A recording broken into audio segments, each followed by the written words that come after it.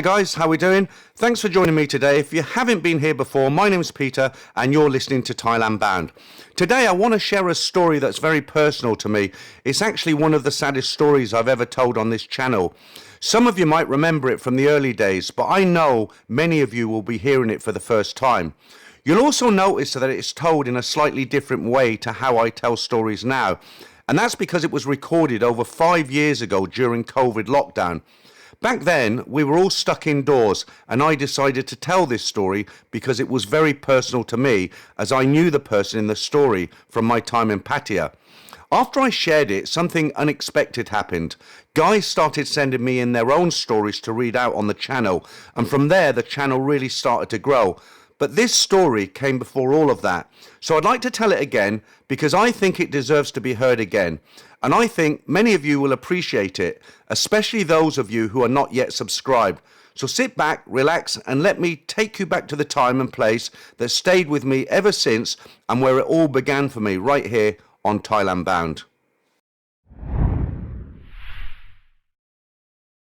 สวัสดีค่ะ So let's begin.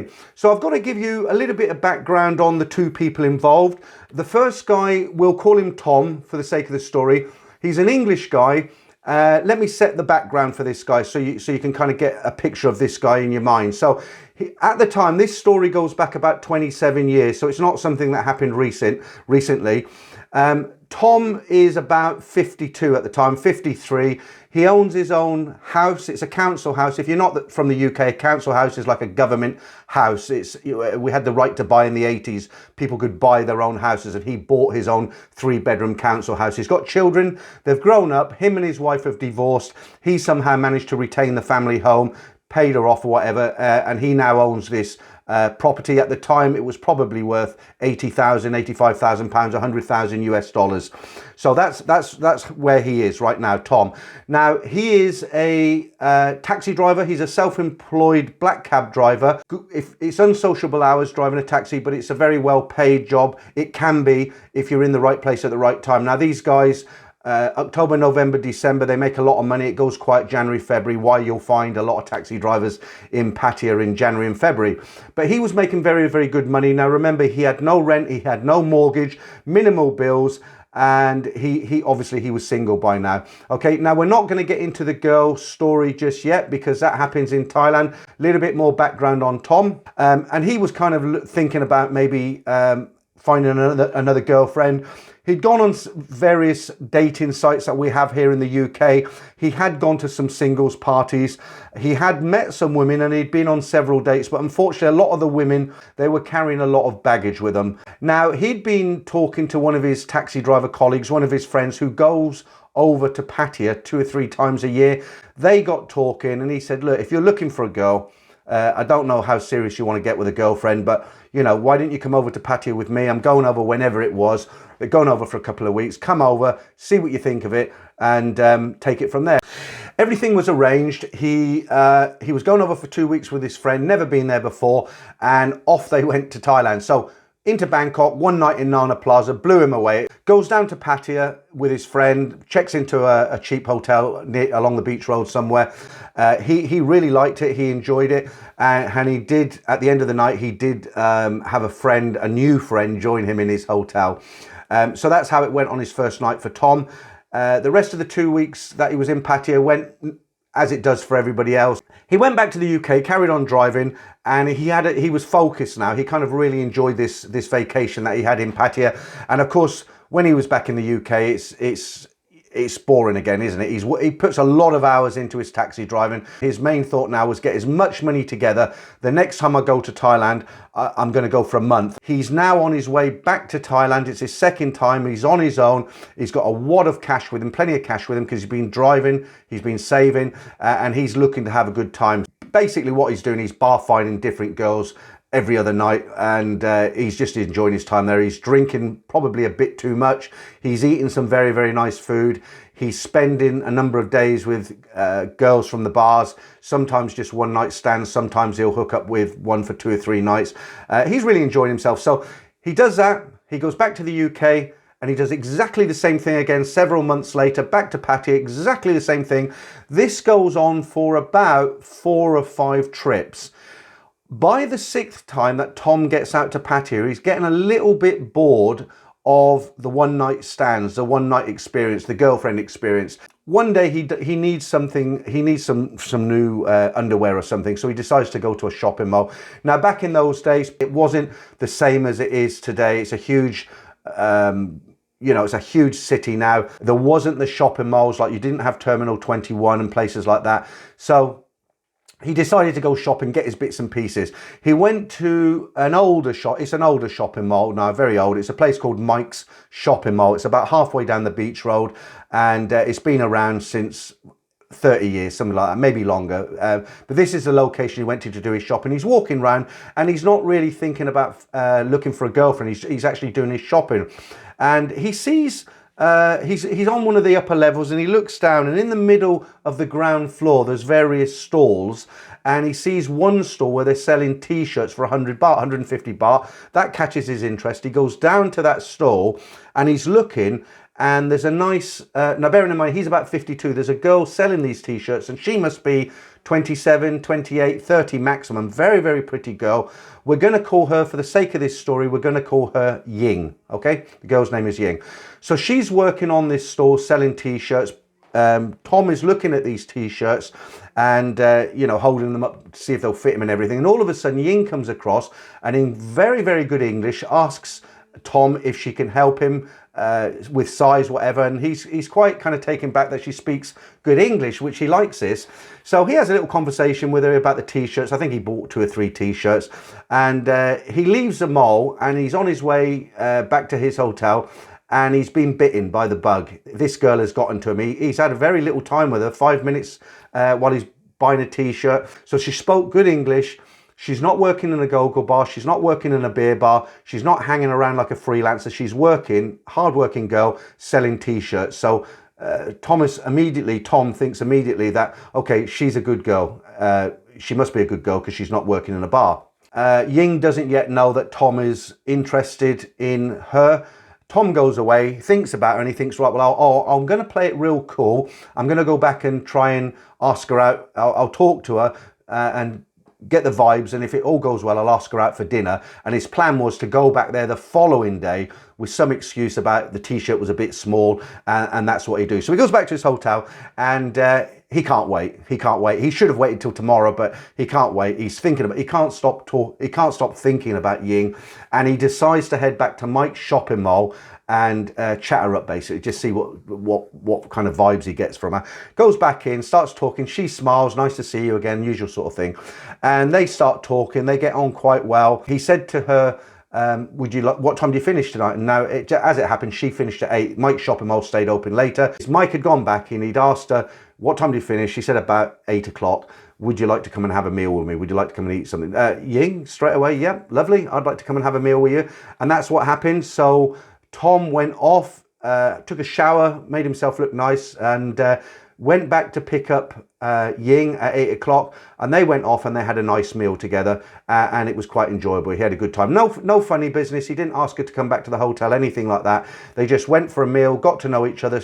End of the night, they said their goodbyes. She jumped on the back of a motorbike, and off she went, and he went back to his hotel thrilled to bits. So obviously, it all went well for Tom now, and he's thinking, okay, this is it for me now. This girl is fantastic. I really, really like her. I know she's not working in a bar. She's a straight girl. I think I found the diamond in the rough, as it were.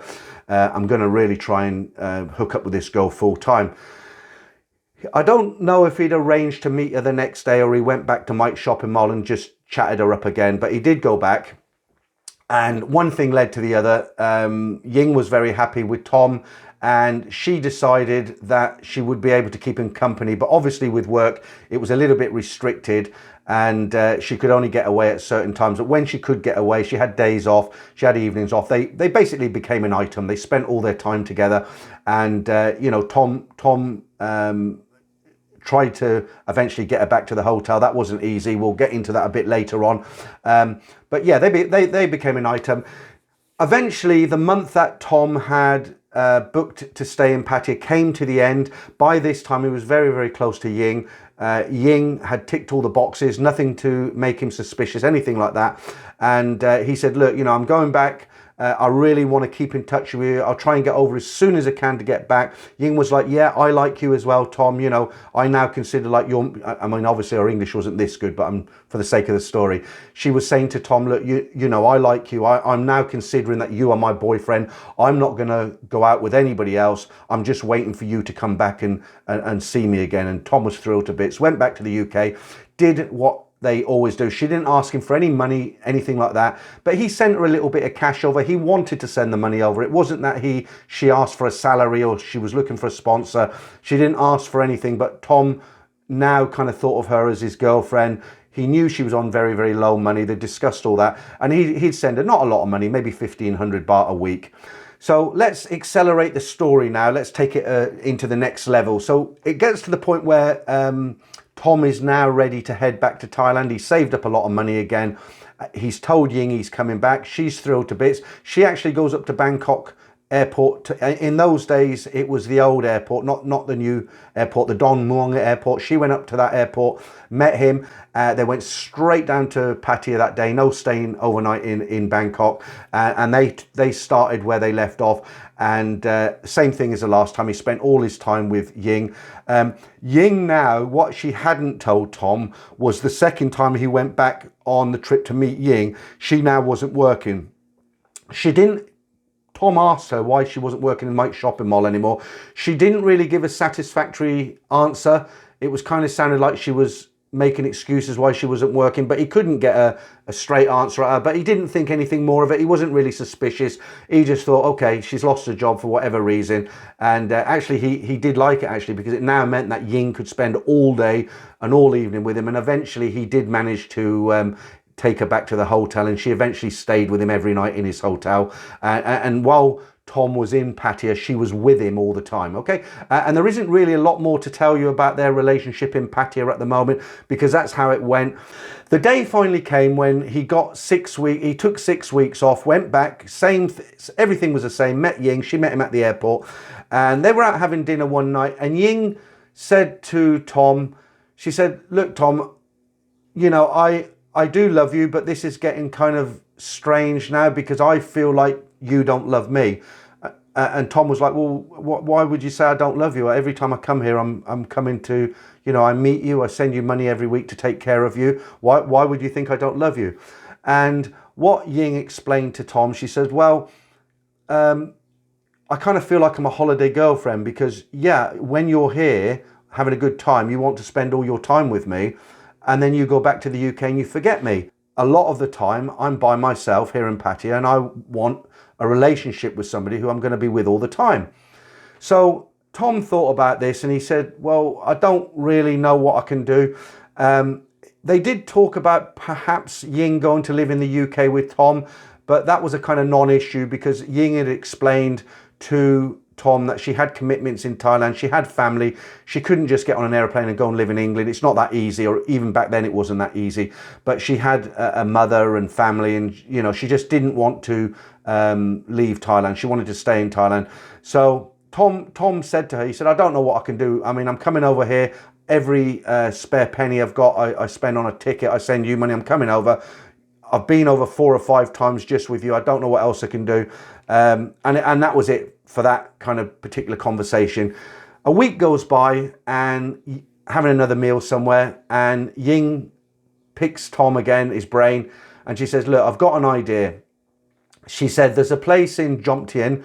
If you haven't been to Pattaya, Jomtien is another area of Pattaya. It's a beach area, but it's about 15-minute taxi ride away from the main kind of area. Very nice area, Jomtien Beach. She said, have you thought about opening a business here? And he never really run his own business. She said, well, you know, I've got a lot of experience. I worked in the shoe shop. You know, I can deal with customers. I was selling the t-shirts. I've done other jobs. I've worked in restaurants. And, you know, I think you trust me by now. Yeah, I trust you. Why don't we open a business together here? I know a place in Jomtien that a friend told me about. And he said, well, what is it? She said, well, look, let's go over there. Let's go over after this and I'll show you. So they head over to Jomtien, jump in the back of a BART bus, and they walk a fair bit down the beach road of Jomtien. Now, Jomtien, you have to remember, back in those days, 27 years ago, Jomtien isn't like it is today. If you know Jomtien Beach, as you come into Jomtien down the hill, there's a police box in front of you. You turn left and you're on the kind of beach road. It's a long road, very nice. So in those days, you had a few bars on the corner. As you turn left, there was a few bars on the right there, and there was 1 or 2 restaurants. And after that, after about a couple of 100 yards, there was nothing. There was some condo buildings, some hotels, but you didn't have all the... I was there in December. You had food courts, bars, various restaurants. There was none of that. Okay, so Ying said to Tom, there's this street here. I want to show you something. So they went down there. There was a small kind of place to have a drink. They sat down, and Tom was looking around. He said, well, what did you bring me here for? And she says, that over there. Straight across the road over there, there was a kind of a townhouse which had a business downstairs, but it was all closed up, boarded up, and there was a sign in Thai. And she said, that place is for lease. We can go in there with $1 million baht key money. Key money is a kind of cherry on the cake for the owner of the property. So when you take out a lease with the owner of the property, if you want to go in and make a bar or a restaurant, whatever, it's something that seems to be unique to Thailand. That when the deal's done, you pay for the key money. So it's to get the key, and it's kind of like a bonus for the landlord. It's normal, and some of these key monies are quite expensive. So Ying said to Tom, she said, look, it's $1 million baht key money to go in there. This is how much the rent is. I can't remember what it is, but she said, look, there's four rooms upstairs. She said, we can live in one. We can rent the other 3 out. We can make a bar in the ground floor. Out the back, we can have a Thai kitchen. Thai kitchen is an open air kitchen. The Thais, two flames and a couple of woks. They can make a banquet for 100 people. They're very, very good, the Thais, at kind of making the most out of not very much. So she said, we can have the bar downstairs. We can have a Thai kitchen out the back. And we could even rent a few motorcycles to the tourists. Now, it wasn't a great area. It wasn't the best area in the world, but it wasn't dead. It wasn't dead. There was passing trade. And Tom thought about it. He thought, it's not really for me. I don't really want to run a bar and restaurant. I don't have any experience. And he kind of said, well, I'll think about it. But in the back of his mind, he was kind of thinking, no, I don't want to do that. It's one thing coming here on holiday, but I don't want to come and run a restaurant. So he kind of said to Ying, I'll have a think about it. And of course, you know what happened then. For the next following day, she kept badgering him. Have you thought about it? And she's trying to talk him into, it could be great. You'll be here all the time. I can look after you. I'll cook for you every day. We're together. We'll be making money. And she just kept on and on and on. So he thought about it. And in the end, he kind of relented and said, all right, introduce me to the person who owns it. We'll go and see a lawyer, and I'll keep this bit of the story short. So what happened? They arranged a meeting with the landlord, the owner of the building. They went in, had a look around. All the time, Ying's telling him we could do this, we could do that, we could make money from this. She's really selling it to him. And in the end, so they decide between them, they're going to take this establishment on, they're going to try and make something of it. And they go to see a lawyer that Ying has arranged to do all the paperwork and everything, take the lease out. And that's what happened. So they leased this building. And over the next few months, they moved in, and over the next few months, they did slowly up. They had the 4 bedrooms, so they did move into one of the bedrooms, ensuite bathroom. It was okay, balcony and everything, small but comfortable. And they sold the other rooms. At that time, I think it was kind of 300 baht a night. And Ying managed to get one of her friends to run the kitchen. They got this Thai kitchen out the back. They were doing fried rice and noodles, normal sort of thing. Nothing too fancy, but cheap and good. They opened the bar downstairs, and really slowly, they weren't going to be rich, but it was starting to work. So they had the bar open now that got customers. It was open from back then 10 o'clock in the morning, I think they opened, and it stayed open till around midnight, 1 o'clock if they had a few customers in. And they also had the kitchen in the back that stayed open. So you'd get couples come in, they'd have a couple of drinks, plate of fried rice, and this went on throughout the day. And because it was 7 days a week, long hours, though the money was small, it trickled in, and it became okay. I think eventually also they bought half a dozen Honda Clicks, Honda Vibes, those sort of bikes, the older ones.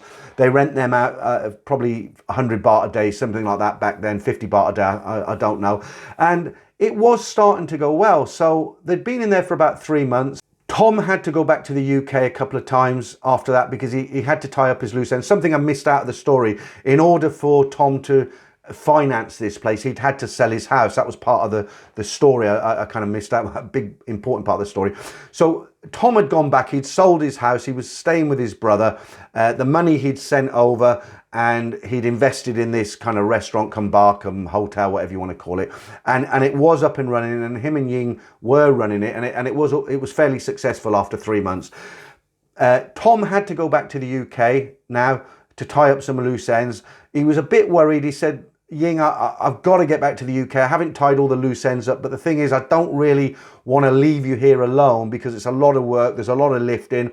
I don't think you could handle it by yourself. What do you think? And she said, oh, it's not a problem because I told you I've got a brother up in, she came from a small village about 15 kilometers southwest of Khon Kaen, which is a major city in Isaan. She was in a small, kind of real small kind of hamlet village.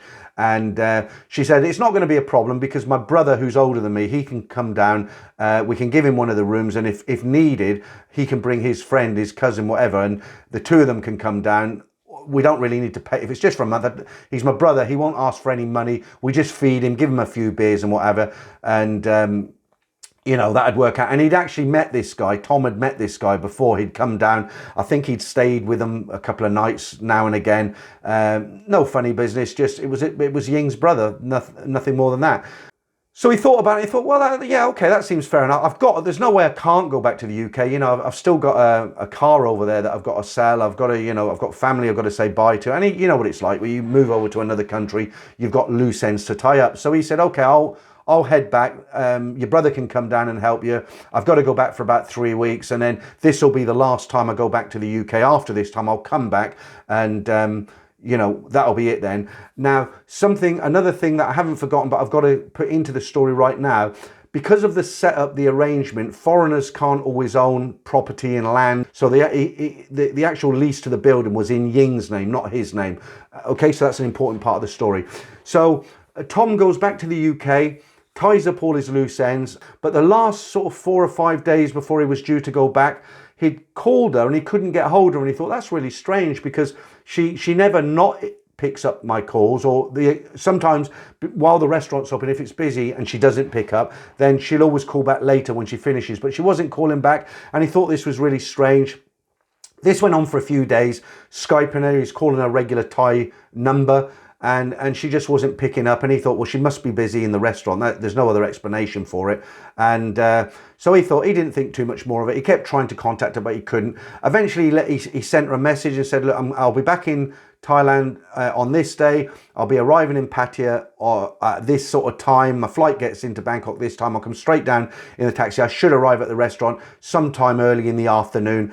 He didn't get a reply, but as I said, he didn't think too much of it. And this is what happened. He tied up all his loose ends, bought his ticket, came back to Pattaya, and taxi dropped him off, headed to his bar. And when he got there, the man that he knew as Ying's brother was sitting outside with a couple of other guys. And when he went to walk through the door, the brother of Ying put his hand up and wouldn't let him pass through the door. And he was like, what's going on here? You know, you guys know me. This is Ying's my girlfriend. This is my place. And they were like, they just nodded their head like, no, it's not. You're not going in. And he started, Ying, are you there? Ying? No answer, nothing like that. In the end, they wouldn't let him into the restaurant. And the so-called brother stepped forward and said in broken English, said something along the lines, this isn't your place. It's in Ying's name. Ying is my wife. If I see you around here again, you'll be buried in the sand on the beach. That's what they told Tom. Tom was devastated. It wasn't her brother. It was Ying's husband. She'd lied all along. So from that first day when she'd been working in Mike's shopping mall, she had a Thai husband. He'd been back home in Isan. He'd been visiting the restaurant while Tom was there. Supposedly the brother, he was thinking it was a brother, and all the time this was going on behind the back. Ying couldn't face Tom and tell him to his face, so they basically said, look, you just get out of here. We know he's coming back. We'll wait for him. We'll tell him straight. They put the fear of God into him, and he knew that was it. Game up. Now, Tom had invested everything. The car that he had back home, it wasn't worth a lot of money, and what he got for it was basically paid for his ticket, a few extra pounds left over, but not a lot. Now, I knew Tom. He didn't tell me about, I knew about the restaurant and the bar. He didn't confide in me and tell me this. He wasn't a close friend, but he was a friend. And I knew everything that was going on, but he never came to me and told me what had happened. But what Tom did do, he checked into a hotel back in central Pattaya again. He checked into a hotel and bought himself a bottle of Black Cat whiskey, which was the kind of whiskey everyone drank back then. Checked in, he drank half a bottle of whiskey and he jumped off his balcony. Now, unfortunately, that's how it goes for some guys. They meet the girl of their dreams in Pattaya, they send their money over, they open a business, something happens like it happened to Tom. They can't get up 50, he's 53 now, he can't just get up and dust himself off and start from scratch. He's sold his house. Yeah, he can go back and drive a taxi, but can you imagine? He loves this girl, he thinks of her, it's almost his wife. He loves this girl. So it's not just about the money and all the time she deceived him with this Thai guy. So that's basically the story. And to the guys who come onto the channel and listen to these stories and say, how could the guy be so simple? Okay, you could look at this story and say, all right, well, if he'd done this or if he'd done that, he wouldn't have been caught. But he trusted Ying. He didn't meet her in a go-go bar. He hadn't met her in a beer bar. He met her in a shopping mall.